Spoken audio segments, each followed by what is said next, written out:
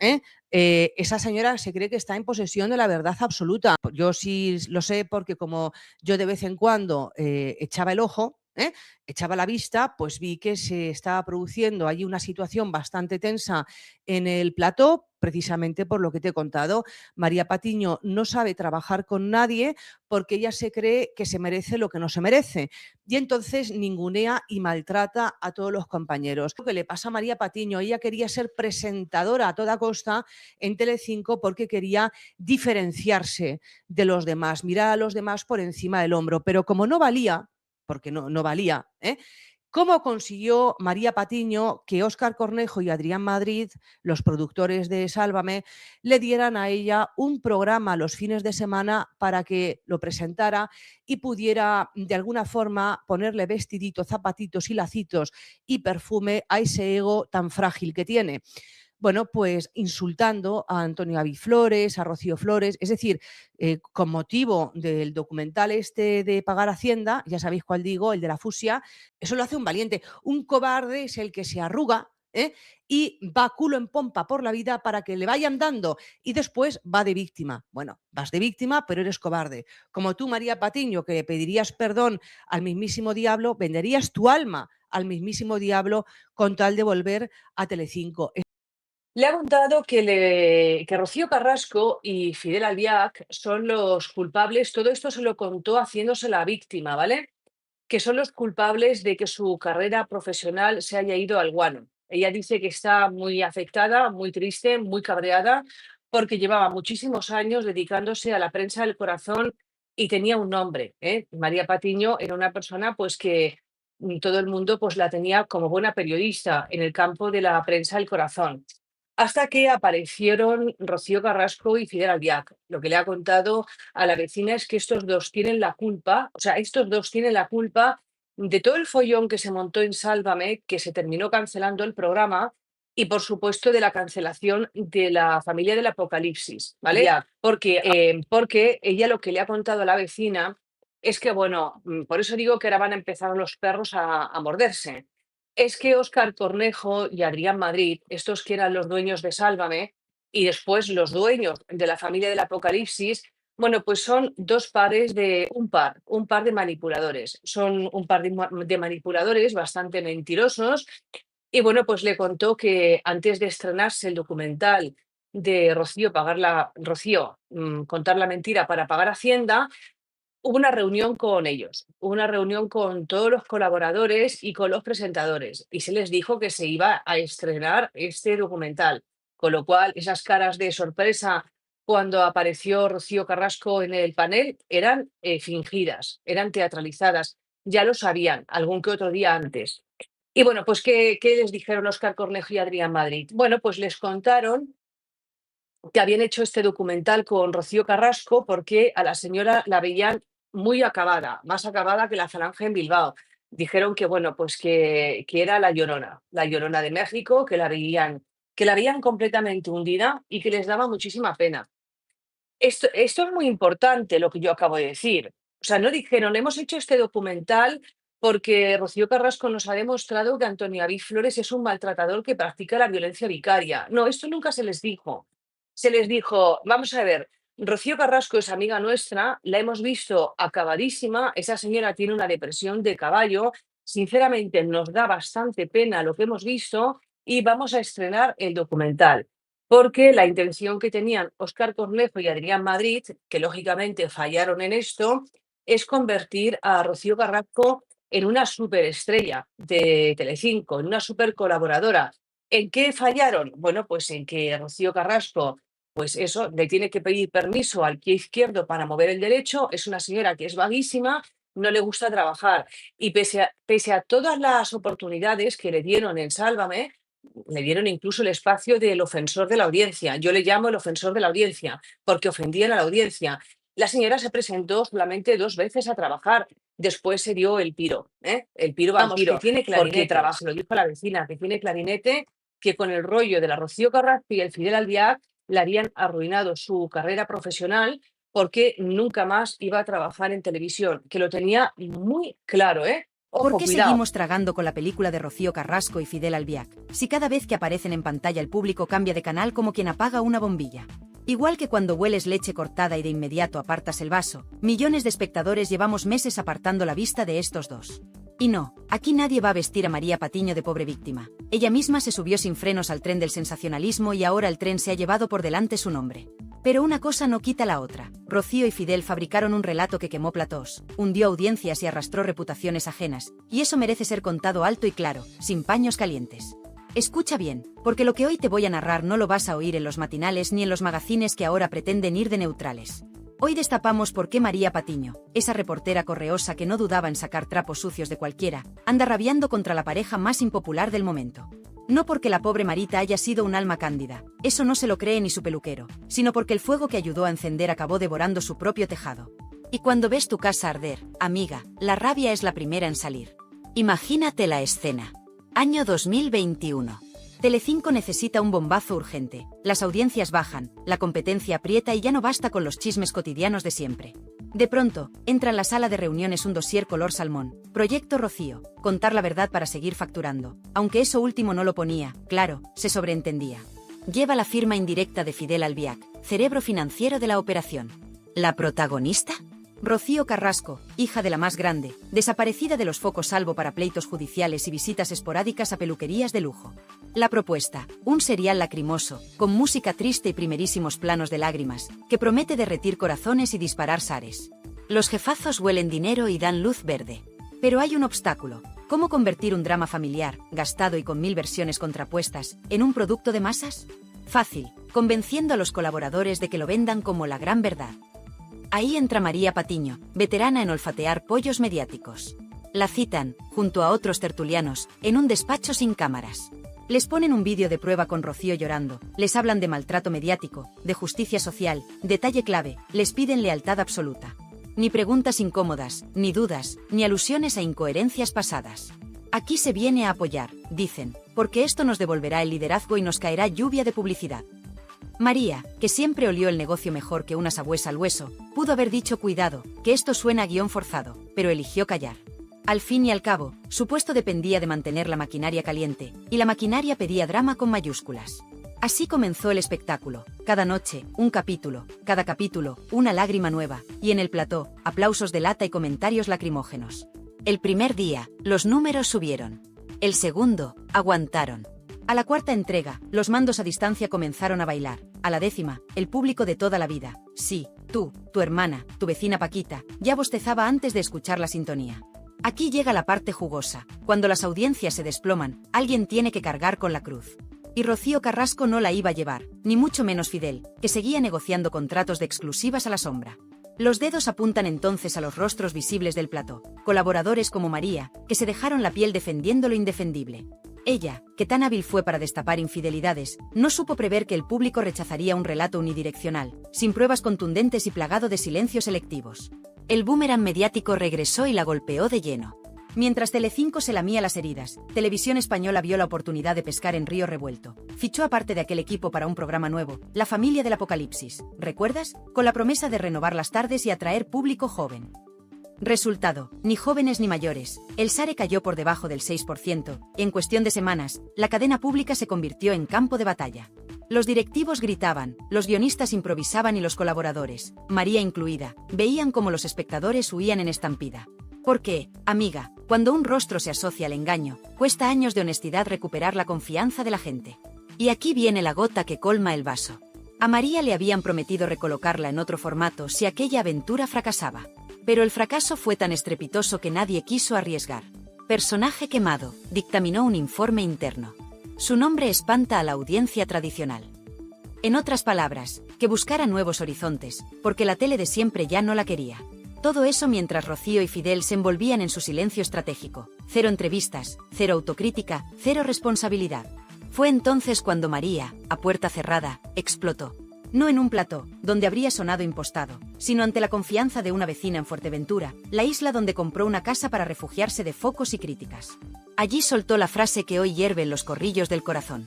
Estos dos, Rocío y Fidel, no solo hundieron programas, nos han hundido a todos los que les dimos voz. Y lo peor es que lo sabían. Que nadie la confunda con una santa arrepentida. María disparó primero cuando tenía munición. Se apuntó al linchamiento de Antonio David, cayó datos que chirriaban y se mofó de compañeros que dudaban del documental. Pero, como suele ocurrir con la hipocresía televisiva, las tornas giraron y la figura de Patiño pasó de verdugo a indeseable. ¿Ironía? ¿Justicia poética? Cada cual que lo llame como quiera, lo innegable es que Rocío Carrasco y Fidel Albiac siguen en pie, mientras las carreras de otros se tambalean. ¿Qué aprendemos de todo esto? Que el público, tú, yo, todas nosotras, tenemos más poder del que nos hacen creer. Con un simple clic cambiamos de canal y enviamos un mensaje atronador. Basta de historias unilaterales, basta de lágrimas sin pruebas, basta de convertir los platós en tribunales sin juez ni defensa. Y cuando el público castiga, las productoras entran en pánico, recortan programas y sacrifican cabezas visibles sin piedad. Ahora bien, ¿ha terminado el drama? Ni mucho menos. Porque, según cuentan voces cercanas, María tiene munición guardada, grabaciones de pasillo, correos internos, órdenes expresas de directores que la obligaron a silenciar contradicciones de Rocío. Dice que está dispuesta a soltarlo todo si la vuelven a vetar. ¿Serán balas de fogueo o dinamita real? En breve lo sabremos. ¿Te has preguntado alguna vez qué se fragua en esos despachos cerrados donde ni la luz del pasillo se atreve a entrar? Allí, lejos de cámaras y micrófonos, se coció el pacto que terminó hundiendo a todo el que se acercó a Rocío Carrasco y Fidel Albiac. Una reunión, mejor dicho, una encerrona que cambió para siempre la televisión del corazón en España. Todo arrancó una mañana de miércoles. Productores nerviosos, teléfonos ardiendo y 3 carpetas sobre la mesa. Una con los números de audiencia en rojo, otra con la propuesta del documental Salvador y la tercera con los honorarios de Rocío y Fidel, tan abultados que parecían cheques de lotería. La orden fue tajante: esta historia se vende como la redención definitiva, el que rechiste, fuera. María Patiño llegó la última, café en mano, creyendo que sería otra de tantas reuniones donde se reparten contenidos y se comentan cotilleos. Nada más sentarse, notó el ambiente cargado, miradas esquivas, móviles boca abajo y un silencio que retumbaba. El director rompió el hielo: señores, vamos a rescatar a Rocío. Hay que apoyar su verdad sin reservas. Punto. No habló de pruebas ni de contraste, habló de emociones que enganchan, de lágrimas que fidelizan y de lo bien que cotiza una víctima con apellido famoso. Ahí empezó el teatro. Rocío necesitaba convertirse en heroína contemporánea, y Fidel, en estratega invisible. Para eso hacía falta un coro de tertulianos que aplaudiera y descalificara al que dudara. El guión marcaba cada gesto: planos cerrados a las lágrimas, música triste en segundos exactos, tormentas en redes sociales lanzadas por cuentas simpatizantes. Y detrás, contratos blindados. Si los índices caían, ella seguía cobrando. Si subían, todos repartían premio, menos la audiencia, que solo recibía drama reciclado. María, que siempre presumió de olfato, no quiso ver el avispero. Le prometieron minutos de oro, exclusivas y la garantía de que, si aquello pinchaba, tendría silla asegurada en otro formato. Creyó el cuento porque también veía su oportunidad de seguir reinando en las sobremesas. Lo que ignoraba es que la tele cambia de piel cuando huele a engaño, y el público de toda la vida, esas mujeres que planchan, cosen y comentan con el brasero encendido, no soporta que le vendan gato por liebre. Los primeros programas fueron un vendaval de cifras. Rocío narraba entre sollozos, Fidel manejaba hilos y productores brindaban en cafeterías cercanas. Pero el encanto duró lo que tarda en enfriarse el café. Pronto surgieron contradicciones, datos inexistentes, testimonios que no cuadraban. Y la gente, que calla pero no olvida, empezó a dudar. Cambios de canal, memes en redes, chistes en los barrios. El efecto dominó estaba servido. Cuando el SARE se desplomó, comenzaron las filtraciones, mensajes de WhatsApp que pedían a los colaboradores defender sin fisuras, advertencias de despido si alguien abría la boca, y hasta órdenes de cortar las intervenciones de cualquier invitado crítico. María Patiño, lejos de recular, apretó el acelerador, atacó con más vehemencia a quienes osaban cuestionar, repartió etiquetas de machista o negacionista como quien reparte folletos en un mercado. Pensaba que así salvaba el barco, en realidad, cavaba su propia tumba televisiva. Mientras tanto, Rocío y Fidel movían los peones fuera del tablero. Pisos nuevos, contratos paralelos, ofertas de libros, propuestas de realities.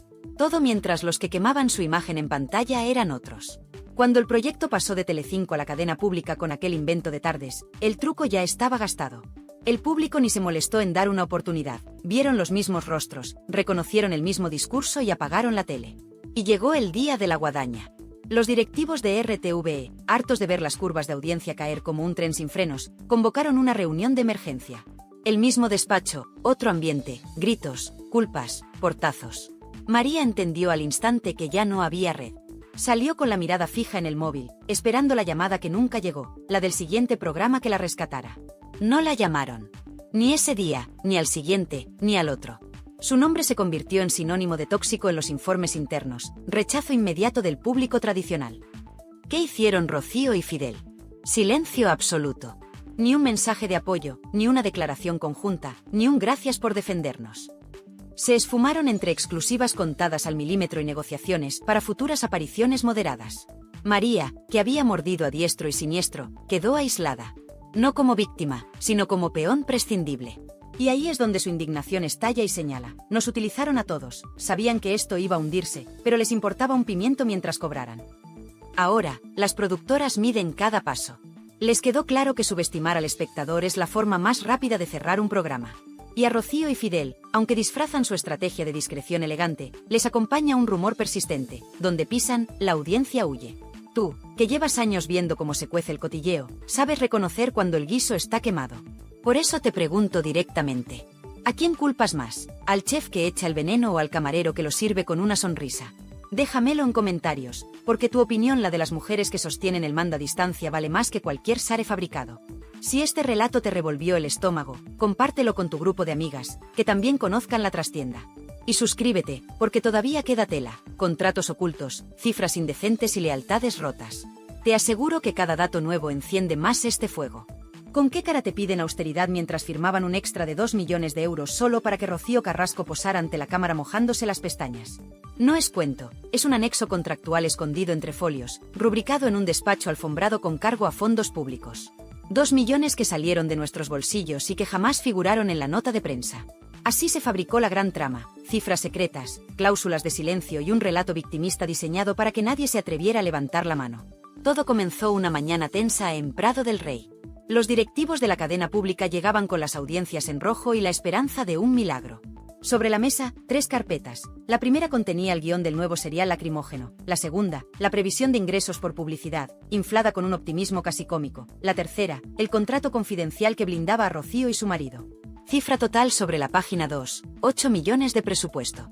La prensa se enteró de 6. Los 2 que faltaban eran, textualmente, incentivos de resiliencia. Bonito eufemismo para decir prima por llorar en exclusiva. La jugada era maestra si salía bien, héroe de prime time, titulares fáciles, debates interminables. Pero había un peaje enorme, pedir a toda la plantilla complicidad ciega. Y ahí entra María Patiño. Nadie la obligó con pistola, cierto, pero le presentaron el plan como boleto ganador. Tú lee el teleprompter, tú carga contra quien dude, nosotros te cuidamos el puesto. Ella aceptó con la ambición por bandera, la conciencia se quedó aparcada en el pasillo. En la primera emisión, el SARE subió como la espuma. En la segunda, se mantuvo. A la quinta, el gráfico empezó a descender. Y desde el sofá de tu casa, tú movías el mando a otra cadena porque algo rechinaba. Tantas lágrimas y tan pocos documentos. Ningún parte forense, ningún informe policial concluyente, todo testimonios y más testimonios. ¿No te recordó a esas telenovelas donde la protagonista llora capítulo tras capítulo mientras el villano se frota las manos? Pues igual, pero en horario de máxima audiencia y financiado con dinero de todos. Cuando las encuestas internas mostraron el primer desplome, los productores activaron el modo pánico, orden de reforzar el mensaje y lista negra de periodistas. Sí, lista negra, nombres y apellidos de profesionales a los que se prohibía entrar en plató porque hacían preguntas incómodas. El correo corría por chats cerrados, un redactor hastiado lo filtró y la bomba empezó a chisporrotear. Había colaboradores de vieja escuela, reporteros curtidos y presentadores que cuestionaban la veracidad de fechas y cifras. Tachados, vetados, confinados al pasillo. Y en el pasillo, porque la tele se cuece más allí que en el estudio, se escuchaban auténticas barbaridades. Que si el coche oficial esperaba con el motor en marcha cada vez que Rocío pisaba maquillaje, que si Fidel negociaba las intervenciones cobrando hasta la última palabra, que si productores juraban en alto que el documental era un salvavidas para la cadena. Aunque por dentro temblaran al ver cómo la audiencia empezaba a huir. Mientras tanto, en la redacción, los técnicos veían otro drama. Facturas de decorado que se inflaban una semana sí y otra también, compras urgentes de iluminación para resaltar la lágrima, ampliaciones de presupuesto para música emotiva y, lo más sangrante, un equipo jurídico pagado con fondos públicos cuyo único fin era redactar demandas preventivas contra quien osara contradecir el relato oficial. Tú pagabas con tus impuestos la defensa legal de un show que te había prometido la verdad, pero lo que recibías a cambio eran amenazas veladas de querella. Ahora bien, nadie contaba con el escepticismo de la audiencia veterana. Nadie contaba con que tú, tu hermana, tu círculo de amigas, esas que comentan la novela de sobremesa mientras sorben el café, habéis visto suficiente televisión para oler montaje a kilómetros. Empezaron los mensajes de WhatsApp. ¿Has visto que no presentan pruebas? Esta fecha no coincide. Aquí falta la versión del otro lado. Y con cada mensaje, un mando más se alejaba de la señal. El efecto dominó fue tan brutal que, en solo 3 emisiones, la previsión de publicidad se despeñó y el departamento comercial empezó a devolver llamadas en silencio. Los directivos, desesperados, convocaron a Rocío y Fidel a una reunión de urgencia. Exigieron documentos, papeles, algo que sostuviera el relato. Fidel contestó con una frase que heló la sala: lo emocional vende más que cualquier informe. Traducción: ni hablar de mostrar facturas médicas, sentencias firmes, nada que no fuera lágrima y testimonio. Ante el asombro de los presentes, añadieron que cualquier fisura en la narrativa se taparía con litigios. Así lo dejaron por escrito en un correo interno, correo que, ironías del destino, también terminó filtrado semanas después. ¿Dónde estaba María Patiño en esa vorágine? Ajustándose el micrófono, preparada para salir y repetir el libreto. Pero uno de los técnicos le pasó un dato que la dejó fría. El público femenino de más de 60 años, su núcleo fuerte, caía un 6% por semana. Se lo advirtieron sin rodeos: nos están abandonando porque no compran la historia. Ella, que vivía de rascar titulares de la vida ajena, tragó saliva. Entendió que si seguía aferrada a ese barco, se hundiría con él. Empezó a deslizar tímidas críticas, pero era demasiado tarde. La audiencia, cuando siente que la han tomado por ingenua, cierra la puerta con doble llave. La gota final fue la revelación de los 2 millones extra. Cuando un diputado sacó el tema en comisión y TVE tuvo que admitir, entre evasivas, la existencia del anexo, la indignación se disparó. Telediarios rivales abrieron con el titular, tertulias de radio se cebaron y la red ardía. Las portadas gritaban: dinero público para lágrimas de oro. Ese lunes, el programa se desplomó a un sare ridículo. Al martes siguiente, los directivos se reunieron a puerta cerrada y alguien gritó que era hora de cancelar antes de hundir el prestigio de la cadena. Y cancelaron. ¿Y Rocío y Fidel? Desaparecidos. Ni rueda de prensa, ni disculpas, ni devolución de €1. Siguieron moviendo contactos para futuros proyectos.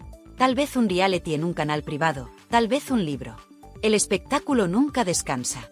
María, mientras tanto, descubrió lo que significa ser tóxica para los grandes ejecutivos. Nadie la convocaba, ninguna productora devolvía sus llamadas. Algunos dirán justicia poética. Otros dirán karma. Ella simplemente se quedó sin escaparate. Y ahora, quienes pusisteis sentido común, mujeres curtidas que no tragáis con discursos prefabricados, tenéis la sartén por el mango. Al cambiar de canal mandasteis el mensaje más claro: el respeto se gana, no se compra. Si Rocío y Fidel pensaban que podían usar vuestro tiempo y vuestro bolsillo para su telenovela personal, se toparon con la mayor lección de humildad: la audiencia vota con el dedo en el mando. Dime, sinceramente, ¿qué castigo merecen quienes manipulan sentimientos para engordar su cuenta corriente? ¿Y qué responsabilidad tienen quienes, como María, aceptaron ser altavoz a cambio de minutos de gloria? Déjame tu opinión ahí abajo. Cada comentario levanta una piedra más y deja a la vista lo que otros quieren tapar.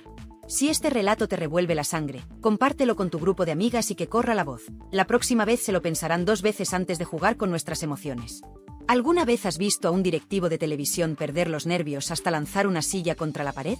Eso ocurrió la misma tarde en que se confirmó el desplome definitivo del programa que coronaba a Rocío Carrasco. José Pablo López, máximo responsable de la franja de entretenimiento en la cadena pública, entró en la sala de control con los datos frescos del minuto a minuto. Otra vez audiencia por debajo del 5%. La gráfica parecía una cuesta abajo sin frenos.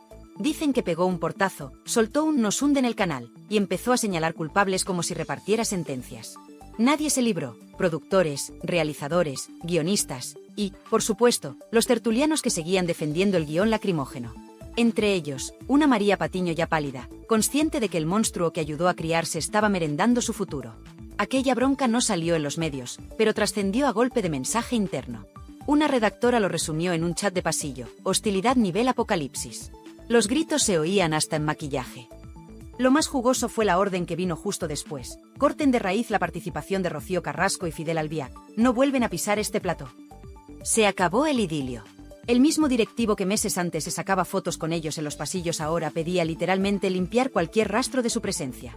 Pero los contratos blindados son como grilletes: tiras, aprietas y casi siempre se rompen los dedos antes que el acero. Les habían dado dinero por adelantado y una cláusula de indemnización si cancelaban antes de tiempo. Un carísimo capricho de un romance televisivo que salió rana.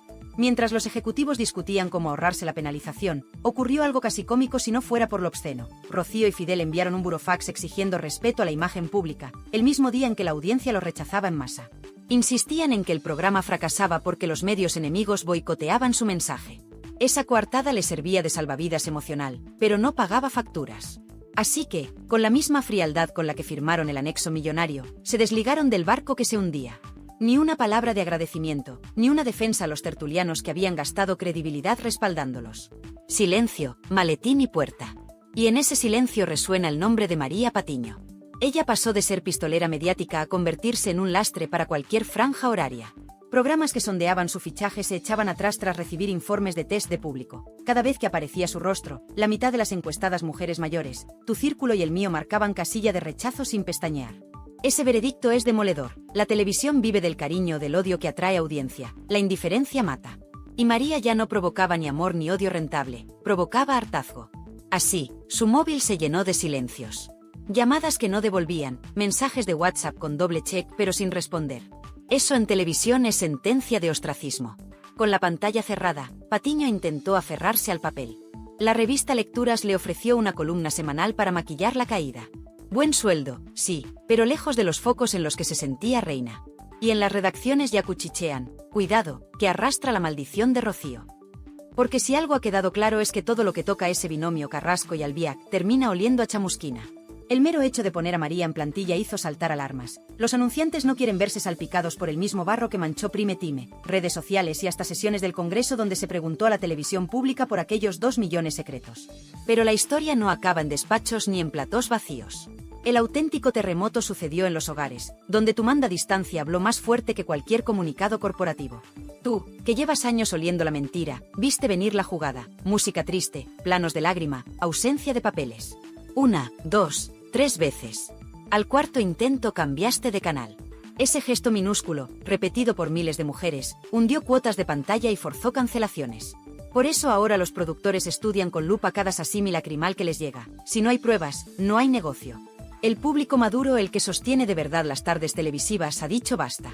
Y cuando una costurera de 70 años, un ama de casa jubilada y una viuda que vive con la pensión mínima coinciden en que no se cree en una historia, no hay departamento de marketing que aguante la embestida. Aún así, la pareja sigue maquinando en la sombra. Dicen que Fidel tantea plataformas de streaming, miniseries sobre superación y autoayuda basada en la experiencia personal. Un reality blando, sin preguntas duras. Pero el historial pesa. A ningún ejecutivo le hace gracia sentarse en el despacho de contabilidad y justificar millones para un publicista de lágrimas que ya pinchó en 2 cadenas. El riesgo reputacional se ha convertido en un nuevo coste y nadie quiere pagarlo. Por cada euro invertido, un trending topic negativo puede costar 10. En paralelo, María Patiño evalúa demandar a productoras por daños colaterales a su imagen. Un abogado le ha susurrado que podría rascar indemnización alegando que la obligaron a defender un relato manipulado. Pero el mismo letrado le advirtió, te van a preguntar por qué lo aceptaste cuando olía a chamusquina. ¿Qué responder?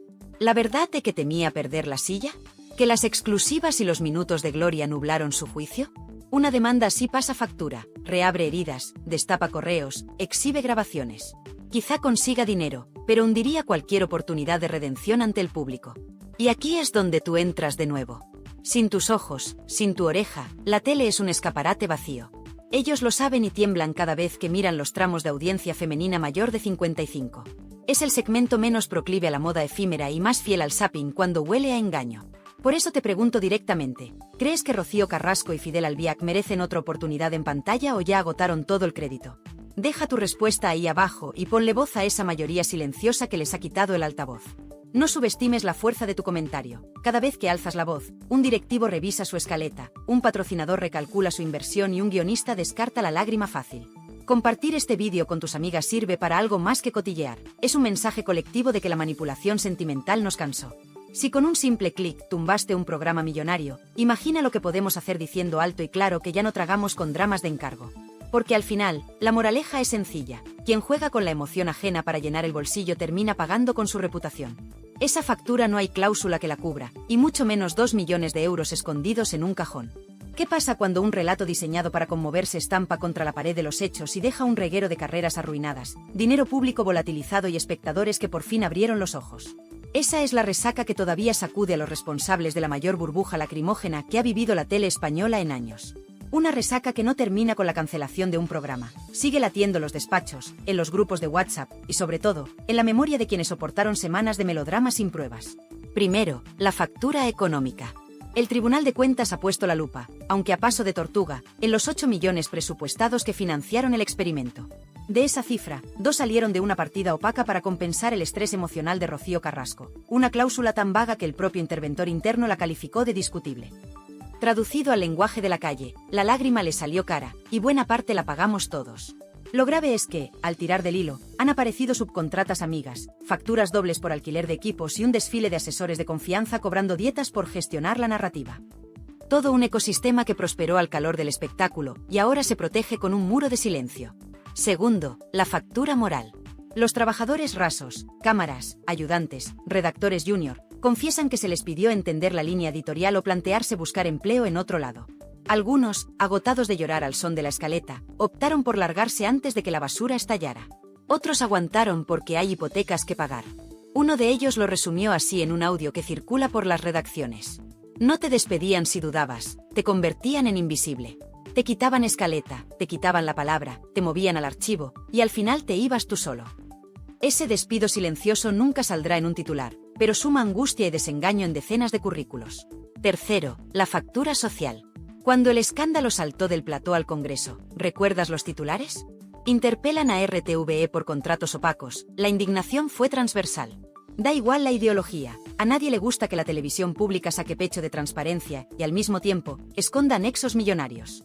Los políticos olieron sangría mediática y se subieron al carro, peticiones de comparecencia, preguntas parlamentarias, gestos de indignación con la boca pequeña. Porque, seamos francos, a algunos también les seduce la tele cuando ofrece altavoces oportunistas.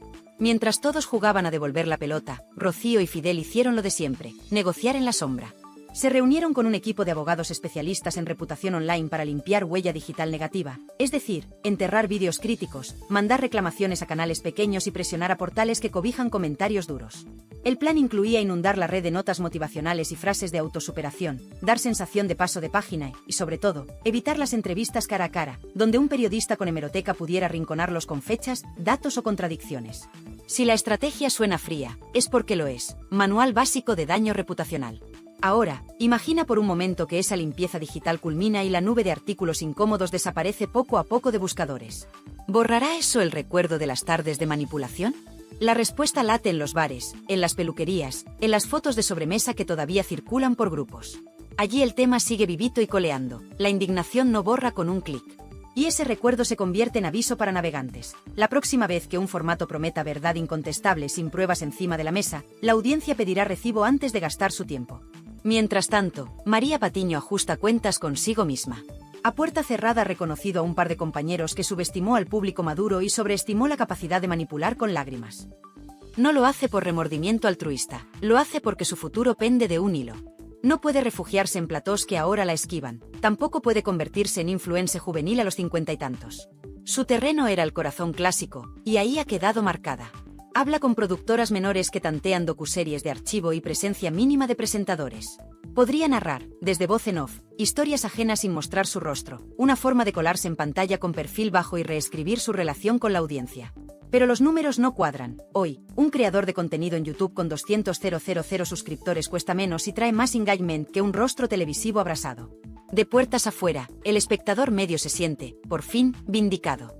Durante meses avisó en redes, dejó comentarios, cambió de canal. Mucha gente mayor, acostumbrada a tragarse maratones de culebrones, dijo basta. Y en ese basta hay una enseñanza. La audiencia senior ya no es dócil ni silenciosa. Maneja el móvil, comenta en foros, comparte enlaces que desmontan argumentos televisivos en tiempo real. La tele de antaño, ese monólogo donde nadie contestaba, es un fósil. Ahora el público replica, exige y castiga. Lo han aprendido a golpes directivos que juraban que el SARE se domesticaba con música triste y primeros planos. Sin embargo, la industria olvida rápido. Se habla de nuevas docu-verdades en fase de desarrollo. Historias de famosos caídos en desgracia dispuestos a presentarse como héroes incomprendidos. Productoras husmean en juzgados buscando pleitos escabrosos que puedan empaquetar en capítulos. Y ya hay quien pregunta, con descaro, si Rocío y Fidel aceptarían una segunda parte, quizá centrada en su renacimiento. No es broma, el morbo vende, y el olvido del público se da por sentado. Pero ahí entras tú. Y ahí entra la memoria colectiva que viraliza el pasado cuando menos conviene a los interesados. Porque la lección final podría haber salido de cualquier madre curtida. El que juega con los sentimientos de la gente, termina durmiendo con la conciencia intranquila. Ese ron ron, repetido en salas de estar de toda España, pesa más que cualquier campaña de reputación. Y pesa más porque es verdad simple, verdad sin necesidad de musicón ni focos. Ahora, antes de cerrar este relato y dejarte con la reflexión final, quiero lanzarte la pregunta que incomoda a directivos, tertulianos y a los propios protagonistas. Si mañana volvieran a tu pantalla con un nuevo drama, ¿les darías el beneficio de la duda o cambiarías de canal sin pensarlo? ¿Sabes qué es lo que más duele a quienes manejan la tele como si fuera un teatro de marionetas? No son los titulares escandalosos ni las portadas incendiarias, sino el murmullo constante de la gente corriente que ya no se traga sus funciones. Ese ronrón de mujeres como tú, que han criado hijos, sostienen casas y han visto más seriales de los que un productor puede imaginar. Mujeres que ahora plantan cara desde el sofá, dicen hasta aquí y cambian de canal sin pestañear. Esa rebelión silenciosa es la verdadera condena para quienes fabrican dramas de laboratorio y los envuelven en papel de víctima premium. Piensa en el espectáculo que acabamos de destripar: 8 millones de euros en globos de helio, 2 millones extra para lágrimas de oro y un plató convertido en altar de un relato sin pruebas. Te aseguro que ningún contable, por muy hábil que sea, puede esconder eternamente semejante agujero. Pero lo más sangrante no es la cifra, es la osadía de creer que tú, yo y todas nosotras íbamos a aplaudir la farsa mientras ellos firmaban cheques con nuestro dinero. Detente un segundo y pregúntate, ¿cuántas veces te han vendido historias emocionales que, en el fondo, solo eran coartadas para llenar bolsillos ajenos? ¿Cuántas presentadoras rompieron en llanto improvisado mientras los guionistas contaban segundos para empalmar con publicidad de colonias? Y no digo que las lágrimas sean siempre fingidas, pero cuando pesan millones, hay que mirarlas con lupa. Rocío Carrasco y Fidel Albiac confiaban en que la compasión colectiva sería su escudo. Se equivocaron. La compasión sin credibilidad es pura espuma, se disipa al primer soplido de dudas. Y ahí entraste tú, con tu intuición curtida. Viste huecos en las fechas, notaste incoherencias, echaste en falta papeles y dijiste no gracias. Un clic, cambio de canal, sare que se desploma. Plaf. Así se desinfla un globo millonario. Mientras tanto, María Patiño jugaba funambulista sobre hilo de seda, creyendo que la ovación sería eterna. ¿Recuerdas la seguridad con la que despachaba a quienes pedían pruebas? Esa misma seguridad se convirtió en silencio absoluto cuando la audiencia dejó de reírle las ocurrencias. La tele no expira por la polémica, expira por la indiferencia. Y la indiferencia, amiga, es un veneno que hemos aprendido a administrar con maestría. Ahora respóndeme sin miedo. ¿Te conmueve todavía la lágrima a cámara lenta, o sientes un hormigueo de sospecha cada vez que alguien pide que le creamos sin ofrecer un papel? ¿Amas todavía a los tertulianos que se columpian sobre el morbo, o empiezas a verlos como timadores de emociones? ¿Aplaudes las disculpas tardías de quienes participaron en la manipulación, o las tomas como estrategia de supervivencia de quien ve hundirse el barco? Tu respuesta importa, y más de lo que ellos quieren aceptar. Cada comentario que dejes ahí abajo es un ladrillo en el muro que separa la comunicación honesta del teatro interesado.